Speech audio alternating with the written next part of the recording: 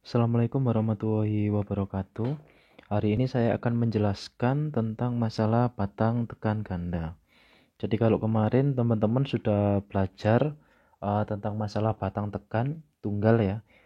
Jadi sekarang kita akan belajar tentang masalah batang tekan ganda.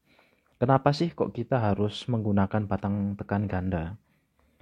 Jadi gini, agar batang tekan menjadi lebih kaku. Jadi kita membayangkan ya, saya mempunyai suatu batang tekan. Nah, batang tekan ini dia terdiri dari dua penampang gini. Yang penting dia lebih dari satu ya. Nah, gini. Agar batang tekan menjadi lebih kaku, maka kita harus memperbesar momen inersia.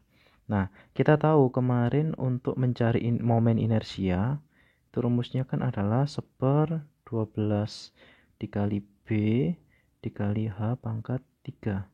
Nah, salah satu caranya untuk memperbesar momen inersia adalah memperbesar nilai B dan juga nilai H-nya. Otomatis kalau misalnya nilai B dan juga H ini besar, maka inersia ini pasti akan bertambah. Nah, ini ya. Nah, salah satu caranya untuk memperbesar nilai B dan juga H, kita harus memperbesar nilai penampangnya ini. Nah, ini ya. Jadi penampangnya diperbesar. Atau untuk memperkecil nilai panjang tekuk. Jadi salah satu langkah yang lain untuk membuat batang tekan itu menjadi kaku, itu kita harus memperkecil nilai tekuknya. Nah, salah satu caranya adalah dengan cara menghubungkan dua penampang batang tekan ini dengan menggunakan close untuk nantinya dia otomatis menjadi pengurang panjang tekuknya. Nah, gitu ya.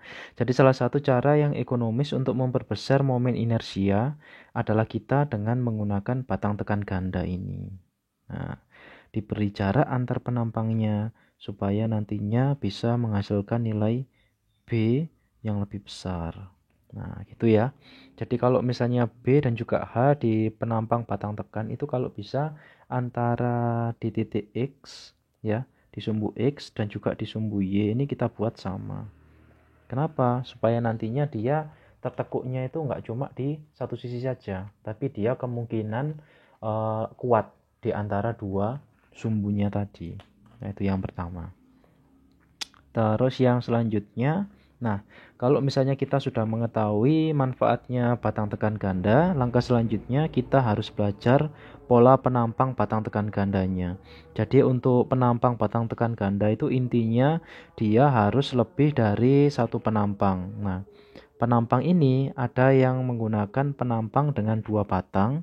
Ya, jadi bentuknya adalah seperti ini. Ini ada dua batang. Nah, jadi dua batang ini dia dihubungkan nantinya dengan menggunakan close ya. Jadi A ini adalah jarak antar tepi kayu. Ini ya. Jadi A ini adalah jarak antar tepi kayu. Terus B ini hampir sama seperti yang kita pelajari terdahulu ya. Jadi B itu adalah lebar penampang kayunya, sementara H ini adalah tingginya kayu. Nah, ini harus kita hafalkan. Jadi bedanya di penampang batang tekan tunggal dan juga batang tekan ganda, dia memiliki lebih dari satu penampang dan dia juga memiliki jarak sebesar A. Ya, ini kalau misalnya dia terdiri dari dua bagian seperti ini. Bisa juga dia menjadi tiga bagian. Jadi tiga bagian batang tekan ini kita jadikan satu. Nah, kalau misalnya kita potong arah X, dia nantinya akan terpotong semuanya. Ya, tapi kalau misalnya di sumbu Y, dia kemungkinan itu hanya terpotong di salah satu ataupun tidak terpotong sama sekali. Nah, gitu ya. Ini nanti namanya apa akan saya jelaskan di slide saya yang selanjutnya. Yang penting di sini kalian harus mengerti perbedaan antara B, H dan juga A di penampang batang tekan ganda.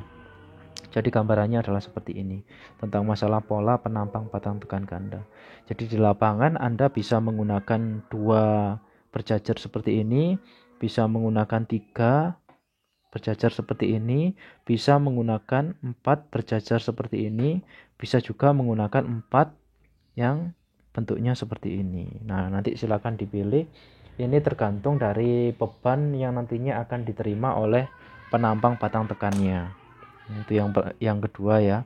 Terus yang selanjutnya syarat batang tekan ganda. Nah, syarat batang tekan ganda ini ada beberapa. Jadi yang pertama, agar ekonomis, maka jarak antar penampang kayu yang tadi kita sebut sebagai A itu dibuat sedemikian rupa sehingga nilai IX sama dengan nilai IY. Jadi misalnya gini, kita kembali ke slide yang tadi. Jadi misalnya ini nilai B-nya sama dengan 10. Nah, ini B-nya 10. Sementara kita punya H kayu sebesar 30. Nah, kalau bisa antara jaraknya di sumbu X dan sumbu Y ini sama. Artinya apa? 2B, 2B ini artinya jarak sumbu X ini ya. 2B plus A itu kalau bisa sama dengan H. Nah, kalau misalnya seperti ini artinya A-nya berapa? Jadi A-nya sama dengan 10. Nah, jadi kalau bisa inersia di arah X itu dia hampir sama dengan inersia di arah Y atau mendekati ya. Nah, itu kalau misalnya kita merencanakan di syarat yang pertama. Terus yang berikutnya, untuk menghindari tekuk dan agar batang dapat bekerja bersama-sama, maka batang tersebut dihubungkan dengan yang namanya close. Jadi seperti yang saya jelaskan tadi, supaya batang ini dia bisa bekerja bersama-sama, maka tengahnya ini harus kita beri penghubung. Ya, kita beri penghubung kayak gini. Nah, jadi fungsinya penghubung ini supaya kedua kayu ini dia bisa bekerja bersama-sama. Jadi nanti kalau misalnya terkena tekuk, batang ini akan saling mengakukan. Ya, batang 1 dan juga batang 2 ini saling mengakukan. Terus yang berikutnya ada dua sumbu batang. Ya. Yang pertama sumbu bahan. Jadi yang dinamakan sumbu bahan atau sumbu X, ya, sumbu X. Kalau misalnya kita lihat di slide yang tadi, jadi sumbu X itu dia adalah sumbu potongnya bahan. Jadi dia memotong keseluruhan bahan. Nah, itu adalah sumbu X. Terus ada yang namanya sumbu bebas bahan atau sumbu Y. Nah, sumbu Y ini dinamakan sumbu bebas bahan karena dia hanya memotong di salah satu atau tidak sama sekali. Bisa kita lihat di sini, dia tidak motong sama sekali sumbu bahannya. Ya, makanya dia dinamakan sumbu bebas. Sementara kalau di sini dia hanya memotong di salah satu bagian saja. Nah, itu adalah pengertian sumbu bahan atau sumbu X dan juga sumbu bebas bahan atau sumbu Y. Oke, itu adalah syarat batang tekan ganda ya. Terus selanjutnya, nah, kita berbicara tentang masalah sumbu bahan atau sumbu X-nya terlebih dahulu. Pada batang tekan ganda, perhitungan momen lembam terhadap sumbu bahan atau sumbu X itu dapat diasumsikan sebagai batang tunggal. Jadi karena dia memotong keseluruhan penampang ini, ya, makanya dia bisa kita asumsikan sebagai batang tunggal. Gitu ya. Jadi momen yang terjadi di sumbu bahan atau sumbu X itu bisa kita samakan analisanya dengan batang tunggal. Gitu ya. Terus yang berikutnya dengan lebar sama dengan jumlah masing-masing bagian. Nah, jadi antara B ini kita buat dia sama dan nantinya kita cari nilai A-nya. Nah, nilai A-nya ini kita sesuaikan sama kondisi yang sudah kita cari tadi.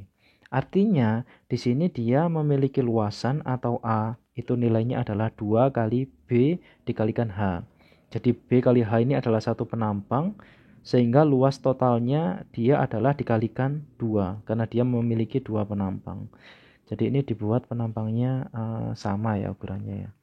Terus yang berikutnya inersianya, karena dia ditahan oleh 2 penampang bahan yang memiliki nilai B dan juga H yang sama, artinya tinggal dikalikan aja. 2 dikalikan rumusnya inersia. Jadi rumusnya inersia kan 1/12 dikali B dikali H pangkat 3. Nah, itu ya. Jadi intinya di sini untuk luasan itu adalah luasan 2 penampang. Luasan 2 penampang tadi. Nah, inersia pun juga sama. Itu dia adalah inersia dari 2 penampang. Nah, gini ya. Sehingga untuk mencari jari-jari kelembaman arah X, itu kalau misalnya kita belajar di patang tunggal kemarin kan rumusnya adalah akar inersia dibagi sama luasan kan ya. Nah, kalau di sini sebenarnya hampir sama. Cuma di sini dia dikalikan sama 2 untuk masing-masing bagiannya. Nah, caranya adalah diakarkan gini, dikalikan 2 kali inersianya, terus dibagi 2 kali luasan. Nah, untuk merangkum, supaya kita nggak usah mencari satu-satu ya, gampangannya itu kita menggunakan rumus langsung. Jadi pakai 0,289H. Jadi rumus yang panjang ini langsung kita rangkum menjadi rumus ini. Dengan cara coret-coret ya. Nah, seperti yang kita pelajari di pelajaran matematika kalian yang ada di SMA. Oke, cari-cari kelembaman arah X nilainya adalah 0,29H.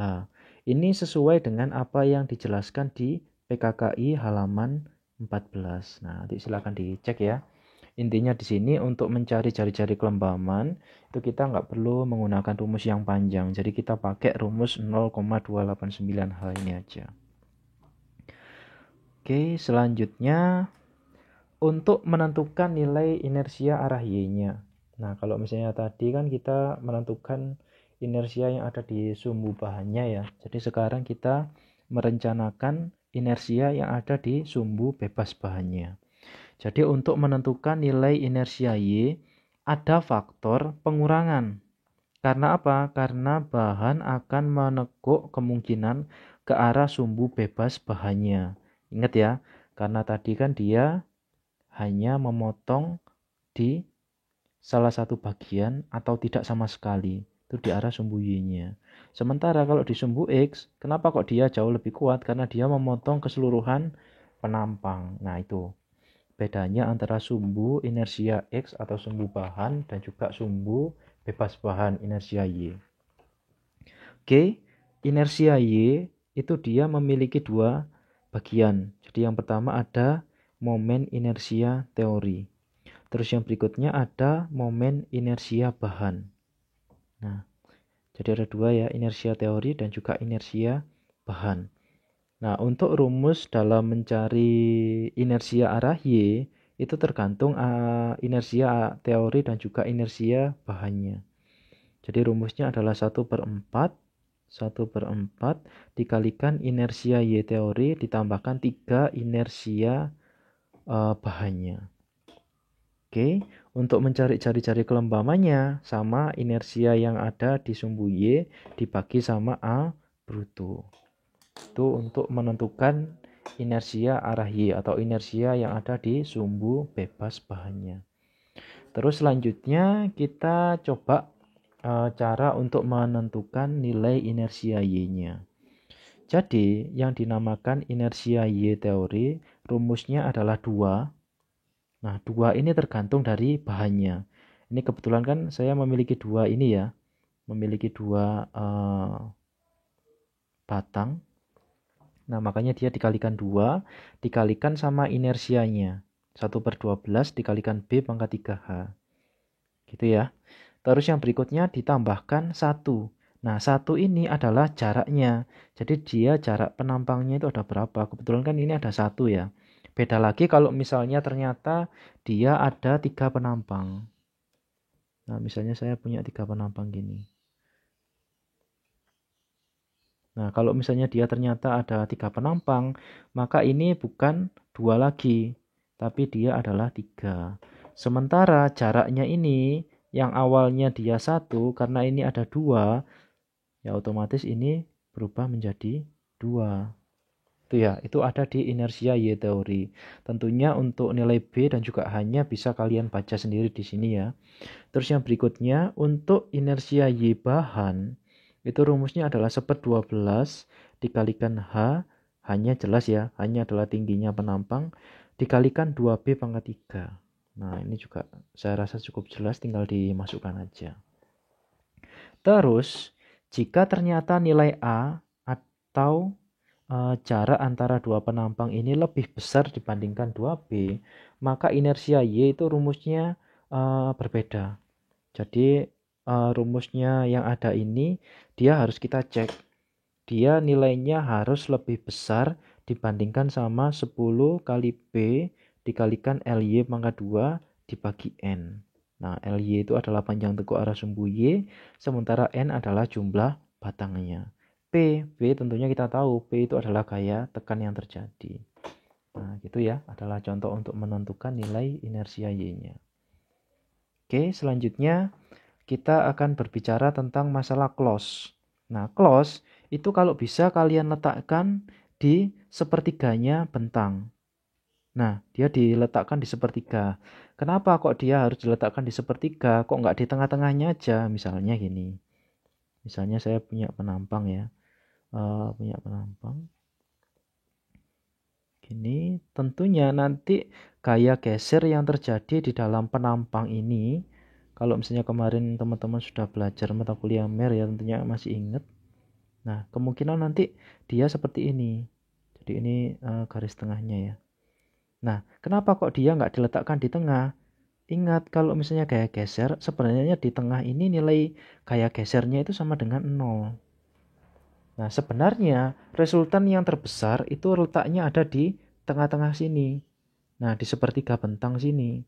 Dia sebenarnya yang paling besar. Makanya, kalau misalnya kita merencanakan batang dengan batang ganda ya, itu kita sebaiknya meletakkan close itu berada di sepertiga tinggi bentangnya. Nah, di sini sama di sini. Karena apa? Karena sebenarnya di sini itu adalah letaknya gaya geser yang paling besar. Kalau dari kita hitung dari segi resultannya ya, tentunya kalau yang paling besar itu ada di ujungnya. Tapi kan di sini kita memiliki beberapa fungsi yang harus kita penuhi. Yang pertama, kita harus mengakukan penampang. Nah, mengakukan penampang ini kita harus menggunakan close. Terus yang berikutnya, kita harus mengetahui kalau misalnya penampang batang tekan kita ini dia bisa menahan beban dengan baik. Nah, beban yang terjadi itu kan beban tekan ya. Beban tekan itu erat kaitannya sama yang namanya beban D tadi yang saya jelaskan ini tadi. Oke, selanjutnya ketika nilai B ini adalah penampang ya. Penampang ini misalnya saya potong di sini kan kelihatannya kan seperti ini. Nah, B-nya apa? Batangnya ini kalau misalnya dia kurang dari 18 cm, maka kita cukup menggunakan 2 baut di close-nya sini. Nah, kita cukup menggunakan langsung 2 baut. Tapi, kalau misalnya dia ternyata B-nya lebih dari 18 cm, maka minimal baut yang kita gunakan adalah 4. Nah, itu diingat-ingat ya. Itu adalah penjelasannya tentang masalah close. Terus selanjutnya fungsi close sendiri. Yang pertama fungsi close selain untuk memperpendek panjang tekuk. Di gini kan penampangnya tadi ya. Terus ini kita kasih penampang yang kita namakan sebagai close. Makanya dia di sini akan membagi bentangannya batang tekan ini menjadi 3 bagian. Nah, 3 bagian ini tentunya dia akan memperpendek panjang tekuknya. Terus yang berikutnya juga mampu menahan gaya geser akibat terjadinya landutan. Nah, ini seperti yang saya jelaskan tadi. Jadi fungsinya close itu nantinya dia akan menahan gaya geser yang terjadi. Ya, gaya geser yang terjadi itu berapa? Itu kan disesuaikan sama bebannya tekannya ya. Artinya beban tekannya semakin besar, artinya nanti gaya gesernya nanti juga nantinya akan lebih besar lagi. Terus yang berikutnya di tengah bentang tidak perlu dipasang close karena gaya gesernya sama dengan 0. Nah, ini ya. Jadi di tengah bentang ini tidak perlu kita kasih close.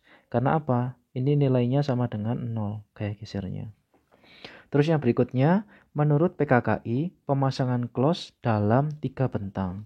Jadi bentangannya tadi adalah bentangan atas ini, adalah bentangan yang pertama, ini adalah bentangan yang kedua, ini adalah bentangan yang ketiga. Jadi harus membagi menjadi 3. Artinya apa?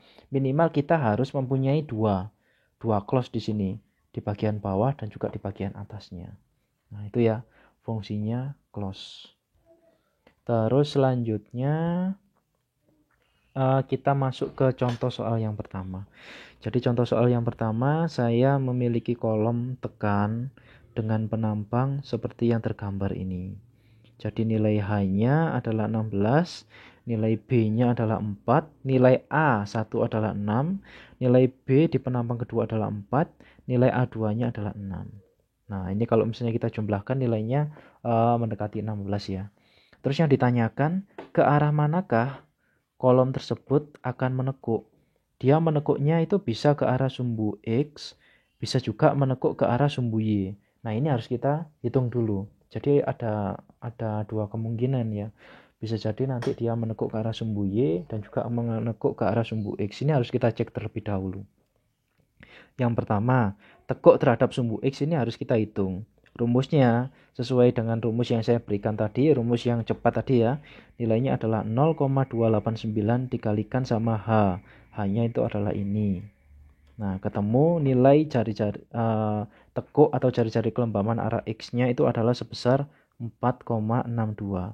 Nah, nilai jari-jari kelembaman atau tekuk arah X-nya ini harus kita bandingkan dengan yang arah Y. Nah, arah Y ya. Y-nya berapa? Kita hitung. Yang selanjutnya, tekuk terhadap sumbu Y. Kita tahu tadi, jumlah penampangnya kan tadi ada 3 kan? Nah, penampang ini dia ada 3. 3, sehingga kita masukkan aja nilainya adalah sama dengan 3. Terus jaraknya atau A-nya tadi kan ada 2. Di sini, ya di sini dan juga di sini. Nah, kita masukkan aja. B-nya tadi diketahui berapa ya, hanya diketahui. Ini tinggal masukkan aja nilainya berapa. Terus selanjutnya kita cari nilai inersia bahannya. Nah, rumusnya adalah 1/12 dikali H 2B pangkat 3. Oke, kita tahu semuanya nilainya berapa, tinggal dimasukkan aja. Jadi yang pertama untuk inersia teorinya itu ketemu nilainya adalah sebesar 13.056. Sementara untuk inersia G atau inersia bahannya itu ketemunya 2304. Nah, ini kita masukkan ke inersia Y-nya ya. Rumusnya kan tadi adalah 1/4 dikalikan inersia teori ditambah 3 inersia G. Dimasukkan nilai-nilainya, ketemunya adalah 4.992 cm pangkat 4. Oke, setelah ketemu inersia Y-nya sebesar 4.992 cm pangkat 4, selanjutnya kita cari nilai tekuk arah Y-nya itu dia berapa. Tinggal dimasukkan aja ya, 4.992 dibagi sama B dan juga H-nya dikalikan sama 16. Nah, ketemu nilainya adalah 5,09. Nah, ini kita bandingkan.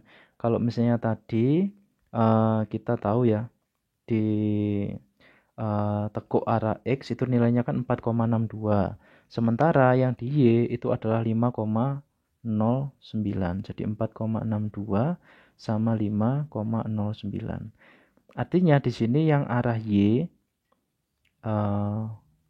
tekuk arah Y, ini tekuk arah X ya, itu dia lebih besar yang arah Y-nya. Artinya kolom nantinya akan menekuk ke arah sumbu X-nya.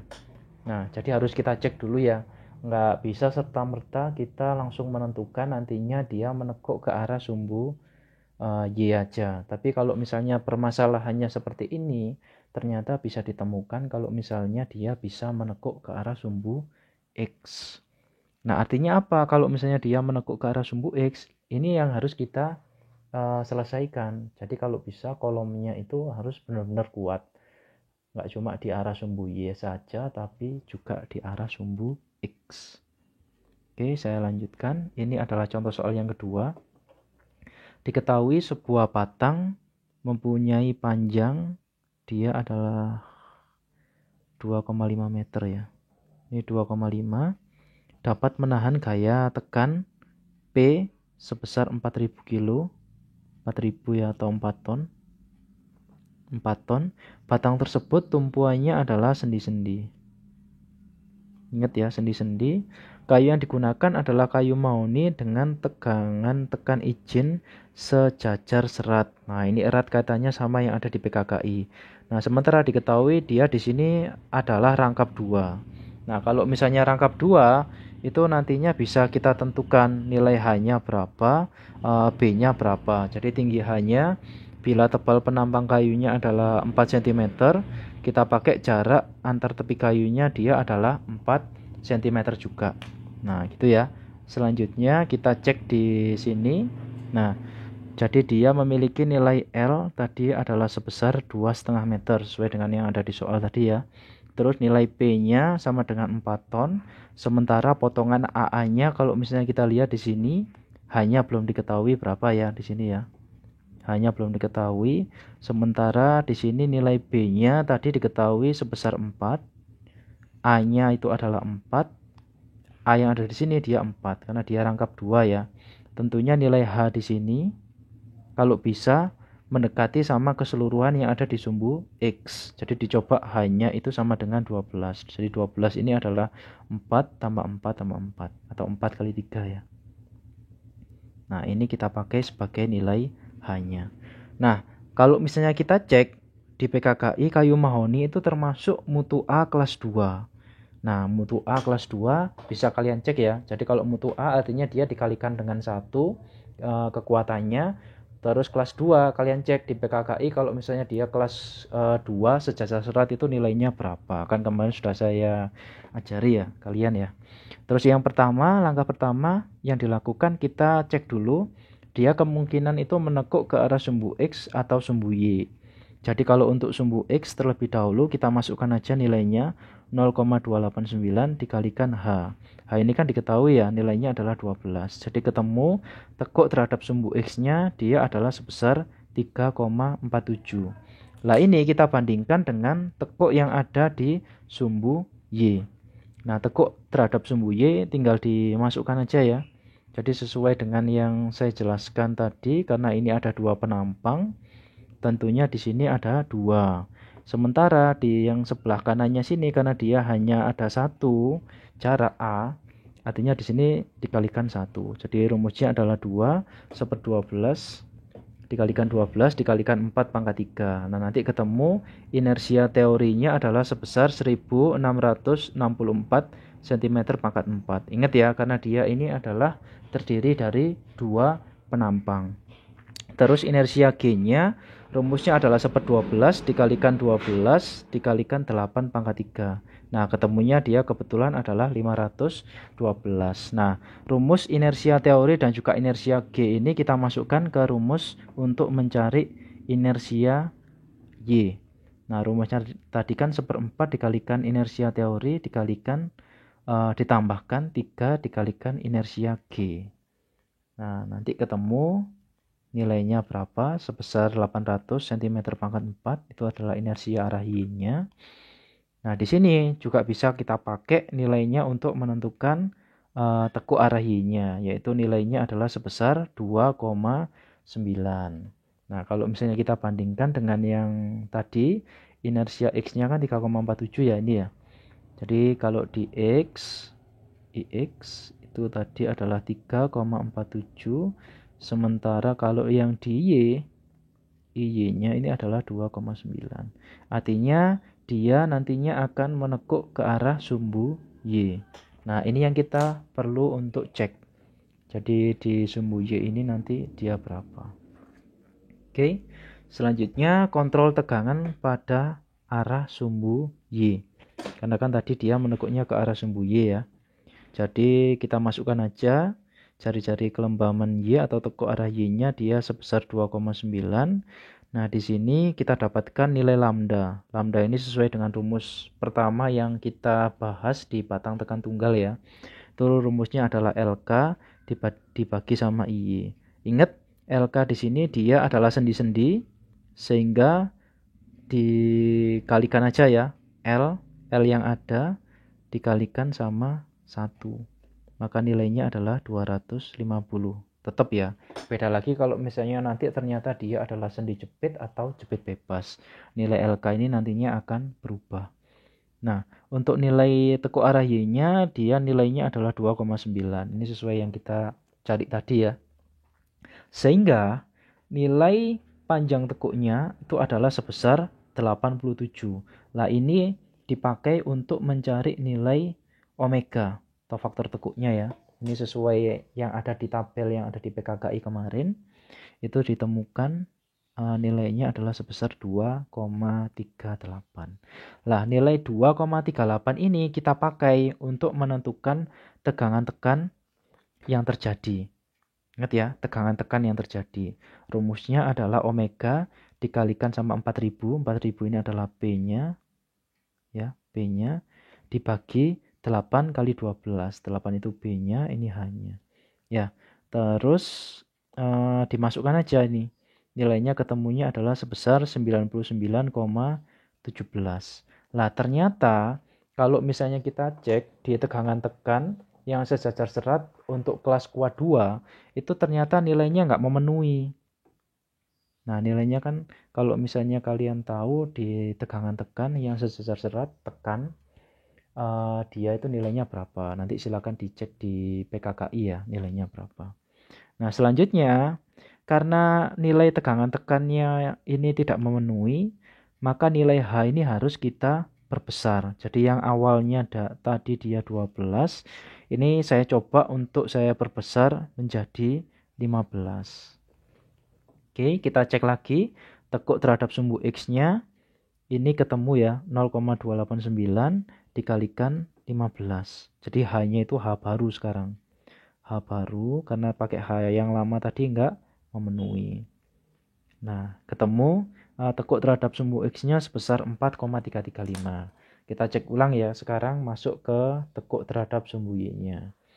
Nah, tekuk terhadap sumbu Y tetap kita masukkan sesuai dengan rumus yang ada tadi, cuma hanya di sini sekarang adalah 15. Kita masukkan inersia teori ketemunya ini 2080 cm pangkat 4. Inersia G-nya ketemu 640 sehingga nanti menghasilkan tekuk arah Y-nya adalah sebesar 2,887. Ternyata masih sama ya nilainya ya. Tekuk arah Y dia nilainya lebih kecil dibandingkan arah X. Artinya apa?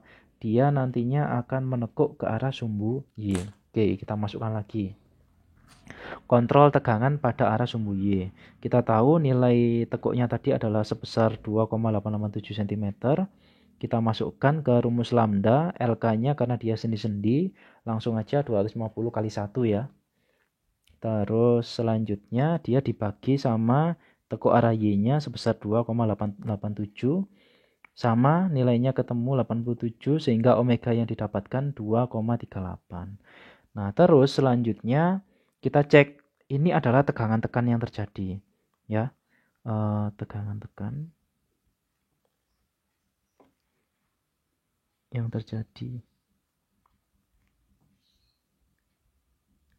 Oke, nilainya adalah 2,38 dikalikan 4000 dibagi 8 dikalikan 15. Ketemunya sekarang 79,3. Nah, 79,3 ini artinya dia kan sekarang menjadi lebih kecil dibandingkan sama yang ada atau yang diizinkan. Nah, itu nanti silakan kalian cek di PKKI. Jadi soal saya yang saya kasih ke kalian itu nantinya dia kelas kuatnya kelas kuat kayu yang seperti apa. Jadi kalau misalnya ternyata dia kelas kuat kayu 2, tegangan tekannya itu adalah sejajar serat, maka nilainya adalah sebesar 85. Nah, itu ya. Jadi nilai 85 itu nggak boleh lebih besar ya dibandingkan sama tegangan tekan yang terjadi. Jadi nilainya harus dia ini tegangan tekannya yang terjadi harus lebih kecil dibandingkan sama tegangan tekan yang diizinkan. Gitu ya. Oke, sampai sini dulu saya akhiri. Wassalamualaikum warahmatullahi wabarakatuh.